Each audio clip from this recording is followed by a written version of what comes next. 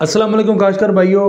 आजकल हर जगह पे एक ही सवाल सुनने में आ रहा है कि गोब की हालत में कौन कौन सी खादें देनी चाहिए गंदम को, और कौन सी खाद का फ़ायदा है, किस खाद का फ़ायदा नहीं है, खाद देने का फ़ायदा है भी या नहीं है।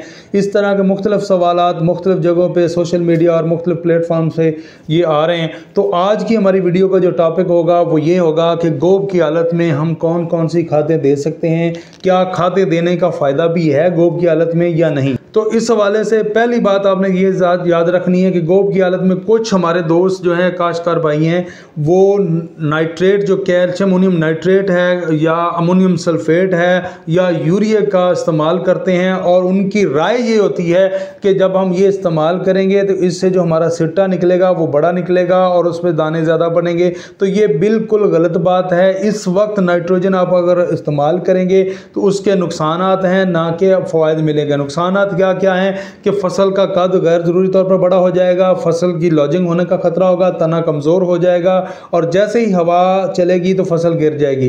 कुंगी का जो खतरा है वो इससे बढ़ जाता है। जैसे आप करते हैं जर्द कुंगी, खास करके यूरिया लेट इस्तेमाल करने से इसमें जूस की मिकदार भी बढ़ जाती है और उसमें एफड का हमला भी होने का खतरा बढ़ जाता है। लिहाजा ये तीन नुकसानात अहम हैं। उसके बाद हमारा झाड़ भी जो है वो, हमारी जो पैदावार है उसमें भी कमी वाक़या होती है।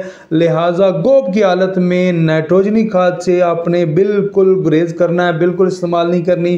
फास्फोरस वाली खाद का इस्तेमाल करने का यहाँ बिल्कुल फ़ायदा नहीं है, क्योंकि उसका काम जड़ों की बढ़ोतरी है, जड़ों को लेके चलना है। तो वो काम हमारा हो गया। ये नाइट्रोजन वाली खाद जो है 50-60 दिन के अंदर अंदर मुकम्मल कर लेनी चाहिए। फास्फोरस वाली जो खाद है वो पहले 25 से 30 दिन के अंदर अंदर मुकम्मल कर लेनी चाहिए। हाँ, एक खाद ऐसी है जो आप इस वक्त इस्तेमाल करेंगे और उसका आपको बेनिफिट मिलेगा, वो खाद है पोटाश, या मुख्तलिफ कंपनियों के पास अमाइनो एसिड्स मौजूद हैं, वो आप स्प्रे कर सकते हैं। पोटाश का स्प्रे कर सकते हैं, या पोटाश खाद आप जो मुख्तलिफ स्प्रे कंपनियों के पास मौजूद है उसका 8 से 12 किलो तक फी एकड़ आप इस्तेमाल कर सकते हैं।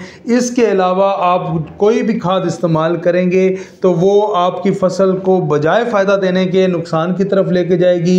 नई टिलरिंग शुरू हो जाएगी, और नई टिलरिंग का मतलब ये है कि हमारी जो पौधे की जो तवज्जो है बजाय सिट्टा निकालने के, वो तवज्जो उसकी नए शगुफ़े निकालने की तरफ हो जाएगी। इस तरह हमारा पौधा डिस्टर्ब होगा और उसकी पैदावार में कमी आएगी। लिहाजा काश्तकार भाइयों, इस वक्त आप सिर्फ और सिर्फ पोटाश या अमाइनो एसिड का इस्तेमाल कर सकते हैं। इसके अलावा आप किसी किस्म की जो खाद है वो आप इस्तेमाल ना करें। बहुत सारे लोगों की तरफ से आपको तजावीज़ आ रही होंगी कि ये इस्तेमाल कर लें, वो इस्तेमाल कर लें। तो लिहाजा आप किसी की इस तरह की आवाज़ को ना सुनें, आप अपनी फसल को देखें। हाँ, कहीं कहीं आपको फसल पीली नज़र आ रही होगी, वो नाइट्रोजन की कमी महसूस करवा रही होगी, तो उसके लिए आसान सा जो फार्मूला ये है कि आप NPK ले लें, और NPK 20-20 उसका सलूशन जो है वो 3 किलोग्राम फी 100 लीटर पानी में हल कर लें। अगर ये ना मिले तो आप यूरिया सादा जो है हमारा वो ले सकते हैं, उसको 2 किलोग्राम फी 100 लीटर पानी में हल करके उसका स्प्रे कर सकते हैं। इससे हल्की फुल्की जो नाइट्रोजन की कमी है, जो खादों की कमी है, वो पूरी हो जाएगी। बहुत शुक्रिया। अल्लाह हाफ़िज़।